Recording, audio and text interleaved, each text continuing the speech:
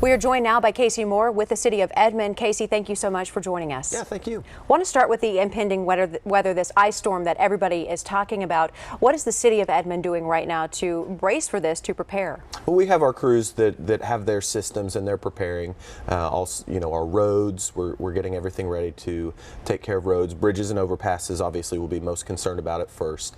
And then our electric crews are gearing up as well for any outages that may happen from an ice storm. Do you pre-treat roads, or do you just kind of take it as the storm comes? We don't necessarily pre-treat. Again, we may pre-treat some bridges and overpasses because we know those will freeze first. And then our crews are real familiar with some of those trouble spots, and so they're going to hit those first once it's necessary. And has the city been in contact with Edmond Electric? Most Edmond residents are with Edmond Electric, not OG&E, correct? Correct, yes. Edmond Electric is prepping. We've got our crews they've been meeting this week, and we have our plans in place. And after the large ice storm last year, we are obviously ready for this, and we're hopeful that it won't end up being a major event. Sure. Ice can just be so crippling to those power lines and to electricity. So stay tuned. We'll, of course, stay in contact with you on that. I want to move to this traffic survey because right now the City of Edmond is asking for your input, viewers' input about traffic hot spots or trouble spots. There's a survey. We also have a link on the KOCO mobile app if you want to take part in this survey. What are you learning right now, and what are you hoping to learn from this traffic survey? Well, what we're hoping to learn is specific areas where citizens or residents feel those are their biggest issues. And so this is really personalized. We want people to go in, tell us their biggest issues. And this kind of grew out of our citizen survey that we do every 2 years. And 2 years ago, we heard a lot of feedback in that citizen survey, and it talked about traffic as a problem, traffic, but we didn't really have specifics. And so what we wanted to do was create something where we could get those specific areas. That's smart, because of course traffic's a problem, but how do you tackle it if you don't have a specific intersection or something like that? I gotta quickly say, I've lived in Edmond just about all my life. Broadway and 33rd, that construction, it wasn't great, but now, I mean, that thing is wide. Yeah. It's moving much more smoothly than it was before. I know you did this survey last year. What were some of the hot spots that people were chiming in about last year? What did you hear then? Well, the last time we did the survey, the #1 spot was actually 33rd and Broadway. Oh, so that was, there you go. That is our busiest intersection, and it was not adequate at the time. It works much better now. It was a long process, a full year, but it's so much better now.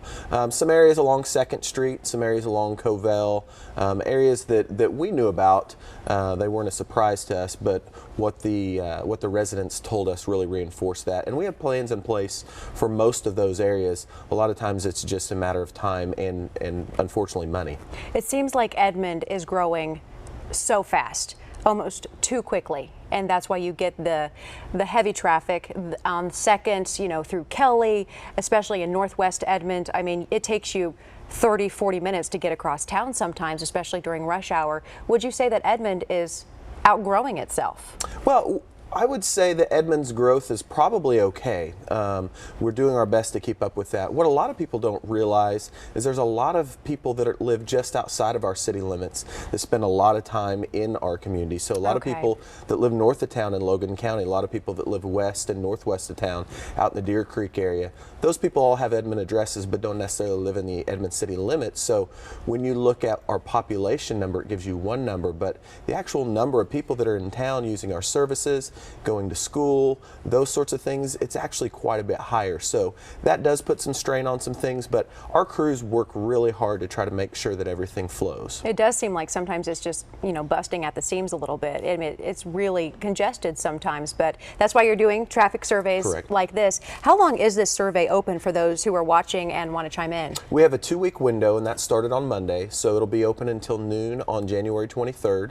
As of yesterday at around noon, we've had over 4,000 submissions, and 2 years ago, or the last time we did this, we had about 4,700 total. So we are anticipating that we'll go well beyond that number. A lot of people chiming in, yes, no doubt about that. Which is what we want. Is it too early to tell us which one is the leader right now, what you'll be tackling from this survey? I've not seen the actual heat map and the data. I've just been given numbers as far as numbers of submissions, but I've not seen the map yet. Would it be fair to say the leader, the winner, which would probably be... Nobody's a winner. No one's one's a winner here, kind of the loser of this traffic survey is what you will tackle, or is it just kind of a, okay, we have this data point, this is what the citizens would like to see worked on, here are our resources. Just because it was the #1 on this survey doesn't necessarily mean it's going to be addressed in the near future. So what this will do, this will go into all of our planning, and so this is one of the tools that we can use. More than likely what we'll see as one of those bigger hot spots is something that we're already well aware of. The problem is a lot of times the ones that are the biggest issues are the most difficult to go in and fix, and that's why they haven't been fixed to date. And that may either be you've got to move major utilities, or you've got real constraints based upon development that's already happened in that area, and typically those things also combine to make it a very expensive fix. The 33rd and Broadway, I know, was a long time coming, Yes. but it was really much needed. While we have you here too, Sure. This was a big talker earlier in the week. We had a lot of people on both sides of this. The plans for a freestanding emergency room there for Mercy. This was the Edmond I-35 area. Those plans were denied this week. Does this mean that those plans are completely scrapped? Some neighbors were worried about noise, worried about possibly some pollution, and so those plans were denied by the members of the Edmond City Council. So does that mean it's completely off the table? Because some neighbors and some citizens wanted to see this emergency room. They still want to see this. So what would you say to them? Well, I would certainly say it's not gone and done and Completely off the table. Mercy has the opportunity to look at their plans, to make some adjustments and potentially bring those back.